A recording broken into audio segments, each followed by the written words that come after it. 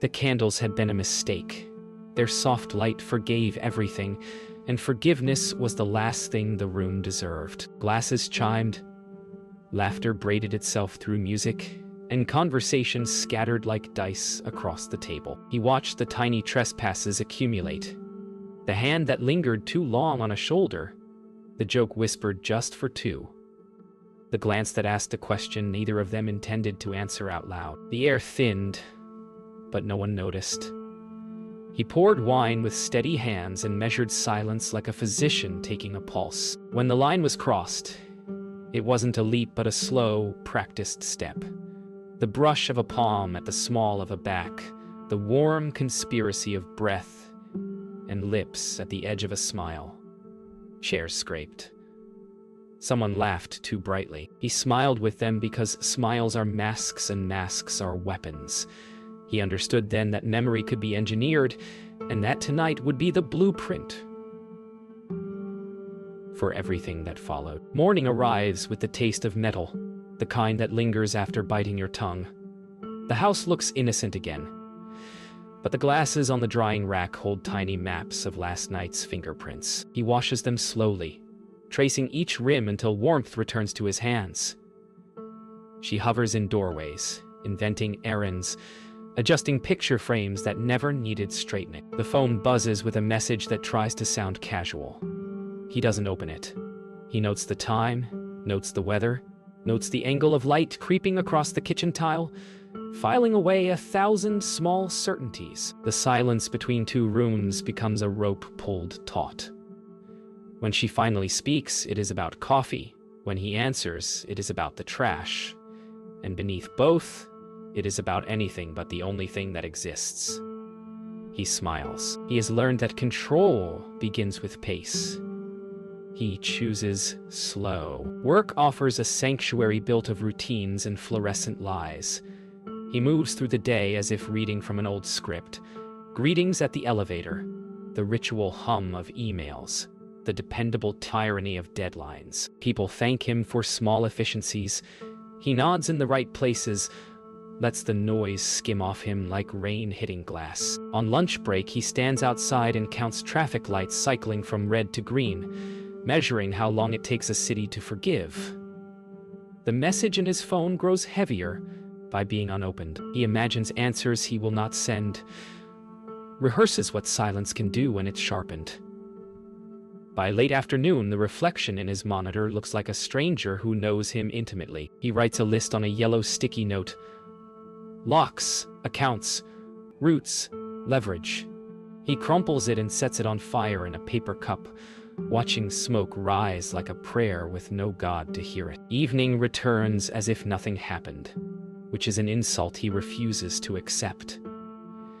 Dinner is quiet, dignified, and merciless. Forks place polite commas where questions should be. She tries a story about a coworker's wedding plans, and he offers a nod that could mean anything. The walls keep their secrets, but the table remembers. He suggests a walk, an old ritual when the week is heavy, and she agrees too quickly.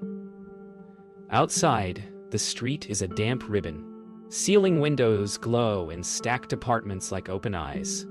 They walk side by side without touching. He notices the rhythm of her steps matching his, then faltering, then matching again. The night smells of rain and cut flowers. A porch light flickers. A motion camera blinks. He looks up at it and thinks of witnesses, of time-stamped truths. He thanks the darkness for interrupting their faces. He catalogs the route home as if mapping an escape. The phone waits on the nightstand like a witness under oath. He sits at its edge, locks the door, and lets the room still. When he finally opens the thread, the words are less than he expected, and far more. Jokes turned into invitations, invitations turned into dares, dares into a moment neither can reclaim. For a while he studies punctuation. The overeager exclamation, the insincere apology period, the absence where a question mark should be. He scrolls until the blue light paints the ceiling and the clock rewrites midnight. Then, very gently, he begins. He compiles dates, saves backups, notes patterns of language. He screen shares to no one and records only silence. When he closes the phone, the room feels wider. He turns off the lamp and lets his eyes adjust. In the dark, he repeats a single sentence until it becomes a vow. Remember who I am. He invited them back under the pretense of returning a forgotten scarf. A small, harmless reason that let everyone pretend they were civilized people who tidied messes. The house smelled like lemon oil and restraint. He moved through rooms with a cloth in hand, restoring surfaces to a version that never existed, while they made polite noises about busy weeks and early mornings. When Lena laughed at something trivial, he watched Ryan lean toward the sound like a moth toward a porch light. When Nora's eyes flicked to him, he saw the ledger in her mind begin to balance. He placed the scarf on the table and asked for help moving a heavy planter, an easy task that let him watch who reached, who hesitated, who performed helpfulness. Their footprints recrossed the line from last night. But this time he measured stride and pressure. He noted who left fingerprints on glass and who wiped them away with a sleeve. He locked the door behind them with a soft click that felt like opening a vault. He proposed a quick drink to reset. The bar was a narrow room with honest wood and dishonest mirrors, the kind that turn people into their favorite versions of themselves. He ordered for everyone without asking.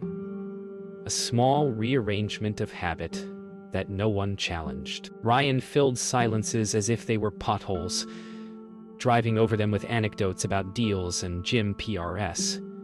Lena laughed on cue and checked doors as if expecting weather. Nor counted things. Ice cubes, glances, the distance between knees. He listened and let stories spool until Ryan contradicted himself twice in 10 minutes. He slid a coaster across the table like a measured tide and watched Ryan plant his glass on it. A ring forming, evidence shaped by courtesy. When a game started on the TV, he asked for the volume low. The bartender obliged, and the room hushed just enough for each micro-apology to find its weight. He smiled, not at the jokes, but at the pattern revealing itself. Nora suggested coffee, somewhere quiet, the phrasing careful enough to pass. He chose a place with big windows and small tables where conversations feel heavier than cups. Steam braided the air. The grinder sang. Sentences arrived cautiously, clothed as questions.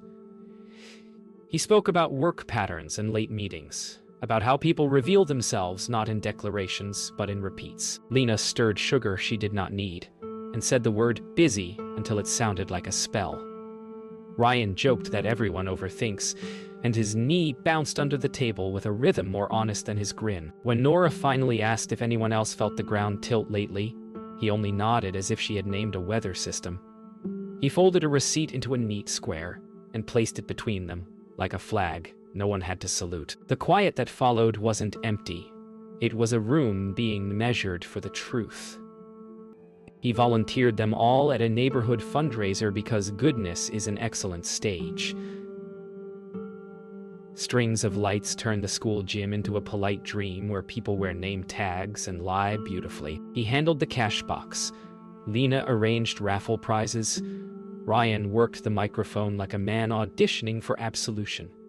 And Nora roamed with a clipboard, quietly counting laps of behavior. When Ryan improvised a joke that drew cheers, he watched Lena's shoulders drop in relief, as if public approval were a disinfectant. During the raffle draw, he called out numbers with steady cadence, each pause long enough to let eyes move and return. The winning ticket belonged to Ryan, which he ignored with a smile and donated back, a gesture of spectacle. Applause swallowed the room. He noted the exact spot where Ryan put down the mic, the smudge of his thumb on its steel mesh, the way Nora's gaze followed it as if a compass had finally found north. At home, he moved with the reverence of a surgeon preparing an operating room, touching ordinary objects until they became instruments. The router rebooted with a blink. Cameras synced. Cloud backups multiplied like careful lies. He changed a password and then another, not to lock her out, but to see who asked for the key. He printed a cabin reservation for a weekend, sometime soon, and left it visible but unmentioned.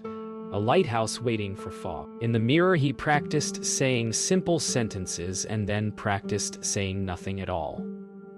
When Lena entered, they spoke about groceries, a conversation that floated on top of deeper water. He placed a set of spare keys in a bowl they never used and watched her notice without touching them. Later, he texted the group a photo from the fundraiser with a gracious caption. Ryan responded first with a joke. Nora followed with a simple thumbs up that felt like a verdict. He began with rhythm, not revenge. People mistake patience for passivity, but he knew it was the art of timing storms. Every morning the same text arrived in their group thread. A sunrise photo, a quote about beginnings, something designed to feel harmless. It was consistency that made people careless. Ryan replied with emojis, Lena with hearts, Nora with delayed politeness. The pattern repeated until it became routine, and then he broke it. One morning, no message came. By noon, Ryan sent a, "You alive, man," text. He waited another 6 hours. That evening, he posted a photo of their old college bar, empty tables lit by sunset through dusty blinds, captioned, "Remember this place?"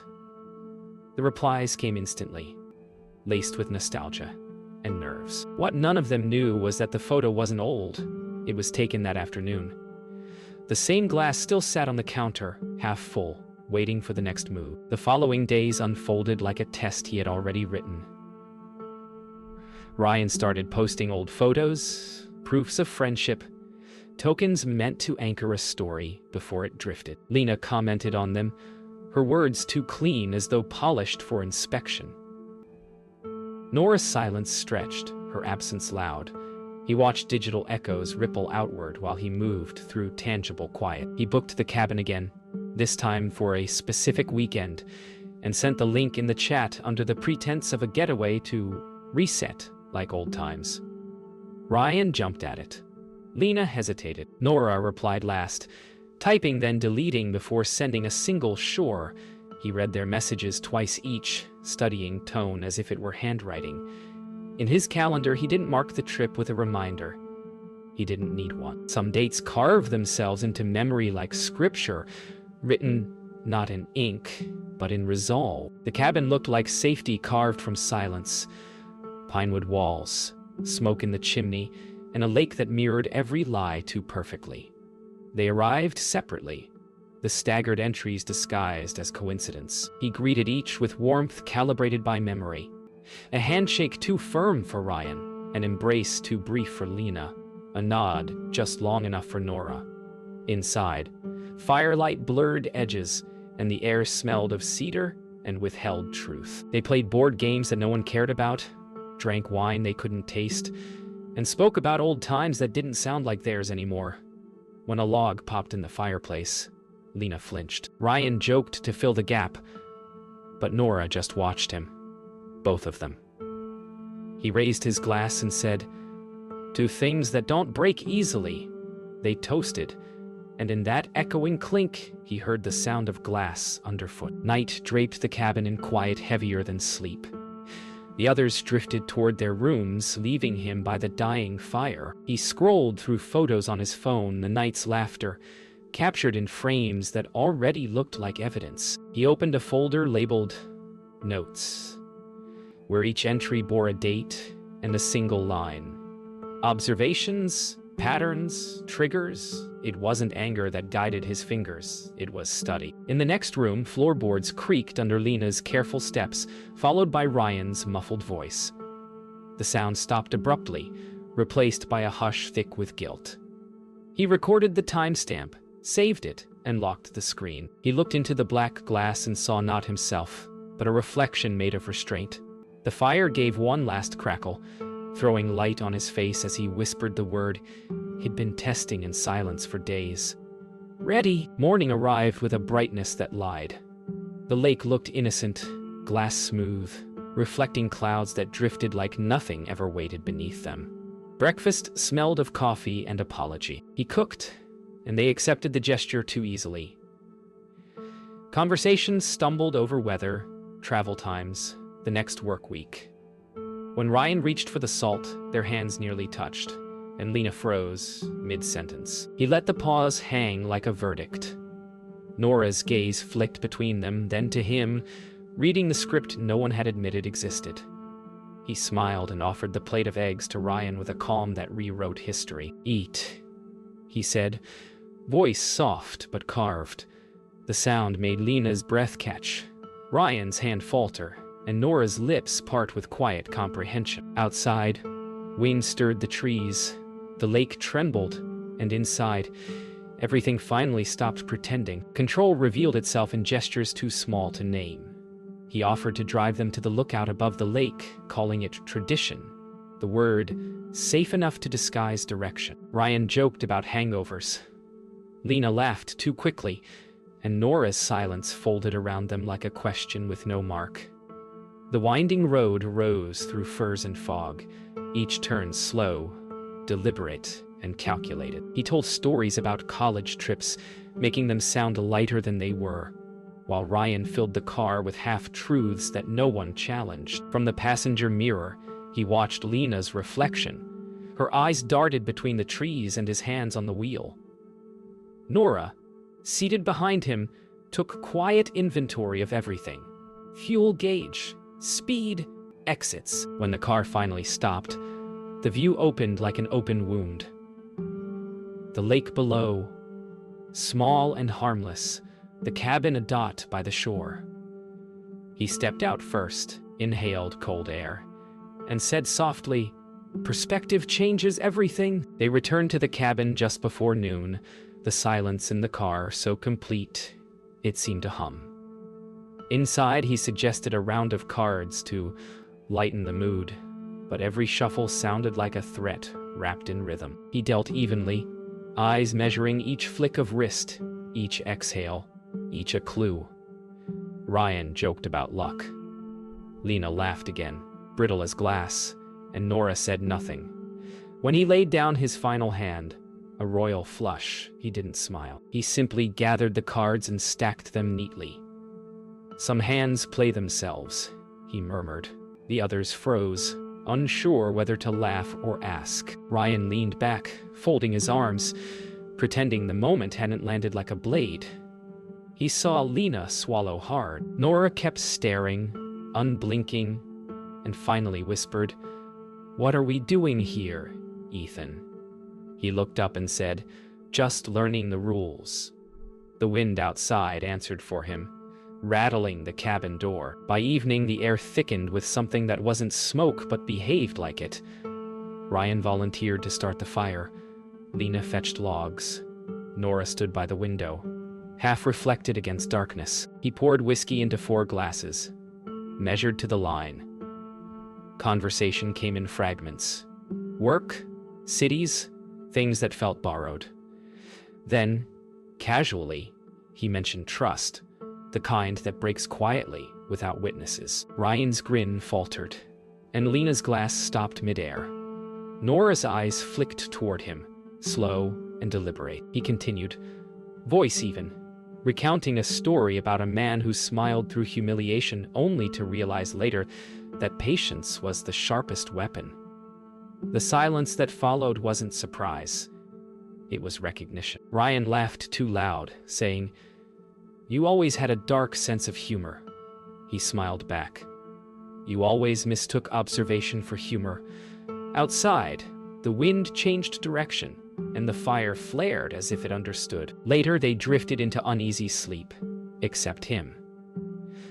The cabin's floorboards creaked in familiar rhythm as he walked through each room, moving with purpose but no sound. He adjusted the thermostat, unplugged the router, turned off every device that could speak. In the living room, he paused before the fireplace and placed his phone on the mantel, camera pointed toward the dark hallway. A red light blinked once before settling. He sat in the armchair, waiting, listening to the slow duet of 2 different heartbeats upstairs. Time became viscous, heavy. Somewhere, a door clicked. Soft footsteps descended, hushed laughter, a breath too close to his ear, though he was alone. When the moment crystallized, he spoke into the dark, low and steady. "I hope it was worth it." Silence answered. Then from upstairs, a muffled gasp. Then nothing. He smiled into the dark and pressed record. Dawn arrived, brittle and blue. The lake outside was calm again, deceptive as glass. They gathered for breakfast, though no one ate. The air was full of unspoken confession. He poured coffee, careful to serve Ryan last. Nora's eyes traced the bruise-shaped shadows beneath Lena's, the way her hands trembled slightly. Ryan broke first, mumbling something about too much to drink, too little sleep. He nodded sympathetically, like a doctor acknowledging symptoms he had already cured. Then he placed his phone on the table, face down. The sound was soft, but the meaning landed like thunder. "There's something we should see," he said. Lena's lips parted. Ryan went pale. Nora whispered, "Ethan, what did you do?" He didn't answer. He flipped the phone face up and pressed play. The room filled with last night's whispers, recorded perfectly. Every breath, every word, every lie. He watched their faces fracture, and in the stillness that followed, he said quietly, "Perspective." The silence that followed the recording was not relief. It was aftermath. The sound of their own voices, replayed from the small speaker, stripped them bare in a way no confrontation ever could. Lena's breath came in tremors. Ryan's eyes darted toward the door, and Nora sat perfectly still, her gaze shifting between the two of them like she was calculating distances. He didn't raise his voice or change his tone. He simply waited. Waiting was the part he had mastered. The weight of it, the power of stillness against panic. When Ryan finally spoke, his apology stumbled out, tripping over half-truths and excuses. Lena tried to interrupt, but the words collided, tangled, collapsed. He stood then, not as a threat, but as an ending. "You made your choices in daylight," he said. "Now live with them in the dark." His calm frightened them more than anger could. It was the kind of quiet people never forget. He walked outside, leaving them in the echo of their own unraveling. The air was clean, too clean, biting through his chest, as if to remind him that survival required breath. The lake stretched out before him, still, deceptive, mirroring clouds that drifted like slow-moving thoughts. Behind him, muffled voices rose and fell. Apologies, anger, denial. He didn't turn back. His reflection rippled once and settled again, a face divided by water and light. He knelt, picked up a smooth stone, and let it roll between his fingers, feeling the weight, the balance, the inevitability of gravity. Every consequence, he thought, begins as a choice disguised as impulse. He tossed the stone and the surface broke into widening rings. For a moment, he imagined that was all people were. Ripples from one careless touch, spreading until the lake remembers. When he returned, the house was too quiet. Lena stood by the table. Her phone clenched like a confession waiting to be read. Ryan sat on the couch, head in hands, the arrogance drained, replaced by disbelief. Nora stood near the window, the only one looking directly at him. "You planned this," she said. It wasn't an accusation, it was diagnosis. He nodded. "Not all of it," he replied. "Just the part where the truth had to breathe." Lena whispered his name, a plea and apology folded into one syllable. But he didn't respond. Ryan raised his head, eyes wet, voice shaking. "What happens now?" He looked at him for a long time before answering. "Now, you remember." He picked up his keys, slipped them into his pocket, and walked toward the door. The sound of it closing was softer than forgiveness. He didn't drive far, just enough to let distance feel like a decision. The road wound through woods that smelled of pine and rain-soaked earth. He stopped at a clearing overlooking the lake and left the engine running. For the first time, he allowed the weight of it all to settle. The betrayal, the restraint, the execution. It didn't feel like victory. It felt like silence wearing his name. He pulled out his phone, deleted the recordings one by one, then erased the backups. Control, he realized, wasn't keeping proof. It was knowing he didn't need it anymore. The screen went black, and in that reflection he saw the faint outline of himself, unarmed.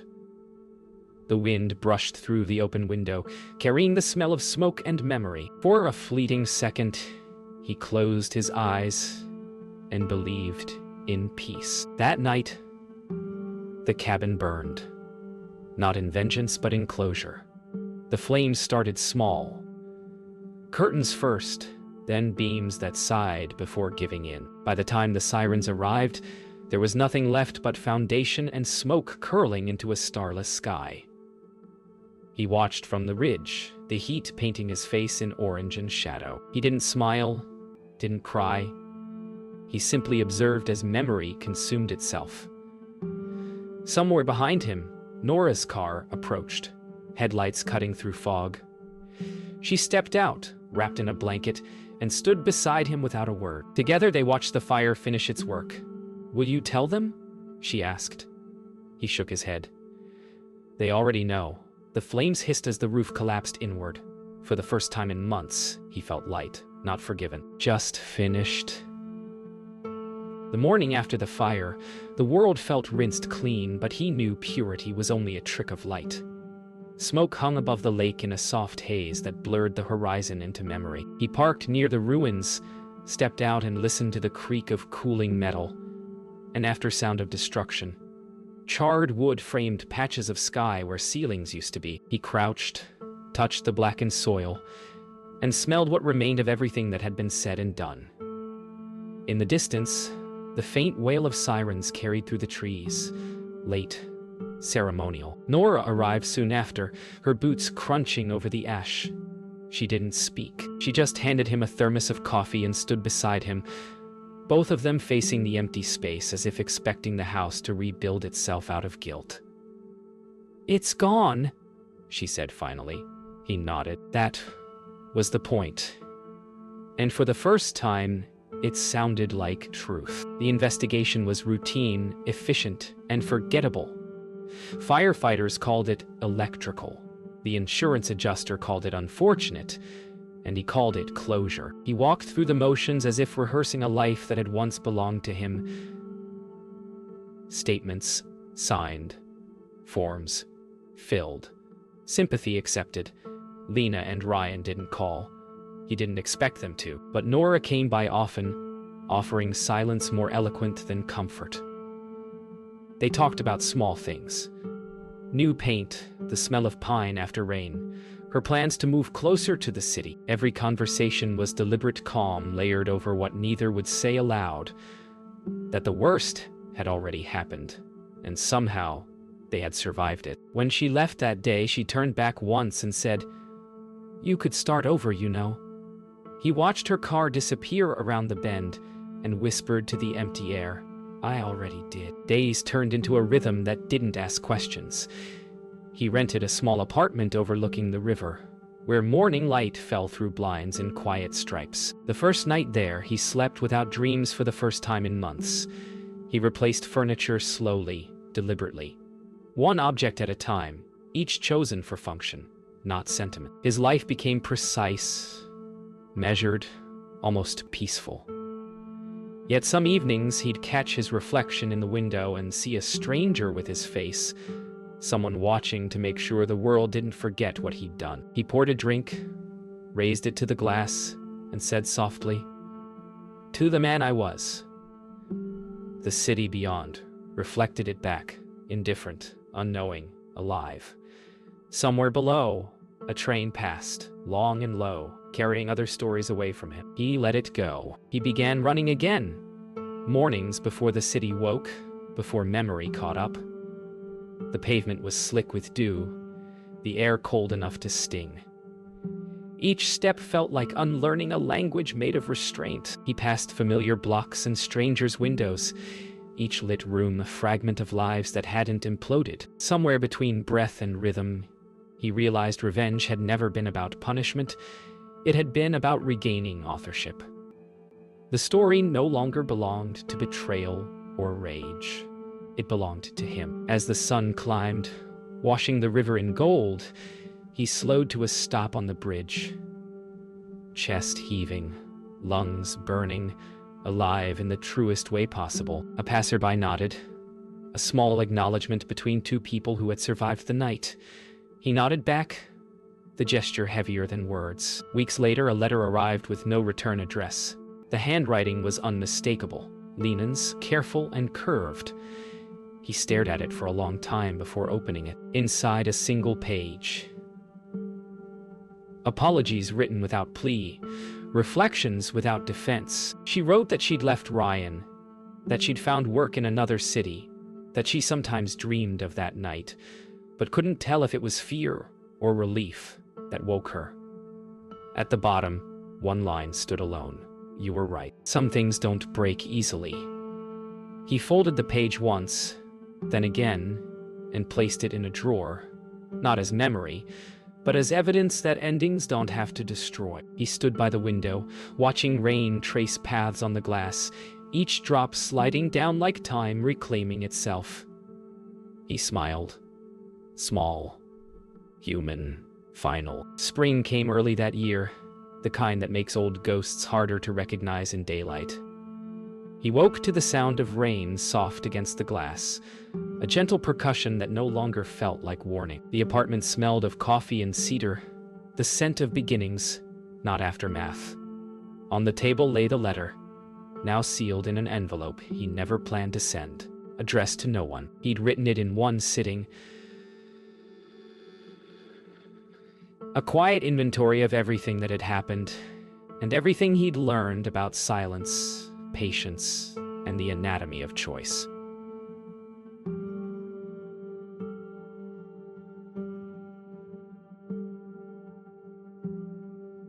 He wasn't asking for forgiveness. He was documenting proof of change, the way scientists record weather. Outside, the city pulsed back to life, steady and indifferent. He poured his coffee, took a slow sip, and let himself breathe without calculation. For the first time, the quiet in his chest wasn't waiting for anything. It simply existed. Later that week, he found himself walking through the art museum, a place he used to visit with Lena years ago. The paintings hadn't changed, but his eyes had. He stopped before a landscape, a storm over calm water, brushstrokes wild but controlled. A young couple stood beside him, whispering about meaning, about chaos and beauty. He smiled faintly. They were both right. Behind him, footsteps approached, familiar in rhythm. Nora's reflection appeared in the glass, not startling, just arriving. She didn't speak at first. When she did, her voice was light. You still analyze everything. He turned slightly, replying, Someone has to.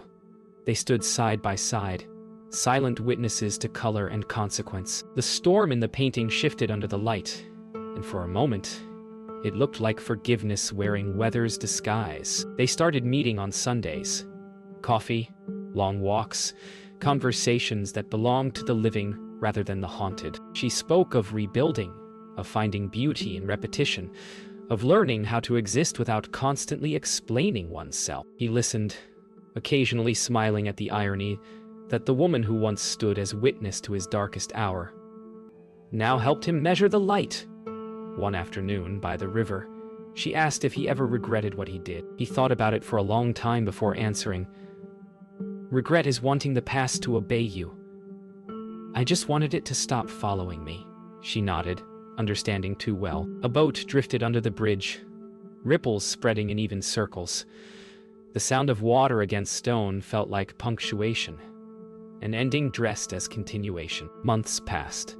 The rhythm of days became music instead of metronome. He found new work, unremarkable but steady, and learned how to exist inside small joys, fresh sheets, early runs, long calls with no hidden meanings. One evening, He stood on his balcony, watching rain sweep across the skyline, each drop reflecting the city's heartbeat. Somewhere below, laughter rose from a nearby bar, honest and unself-conscious. He smiled, realizing how long it had been since that sound hurt. He thought of Lena. Not with anger or longing, but with distance. She had become a story he could remember without burning. The wind carried cool rain across his face, and he closed his eyes, letting it cleanse everything that still clung to him. Peace, he realized, wasn't quiet. It was the ability to stay when silence no longer frightened you. On the anniversary of the night, everything changed. He returned to the lake. The forest had grown wild around it, nature reclaiming what fire once erased. He walked the shoreline slowly, boots pressing soft impressions into new soil. The water reflected a pale sky, calm and endless. He stopped at the spot where the cabin used to stand, nothing left but grass and memory. Kneeling, he placed a single stone there, smooth and deliberate, marking not loss, but understanding. Perspective, he said quietly, the word no longer heavy, just true. Behind him, the sound of footsteps approached. Nora again, smiling in the soft light.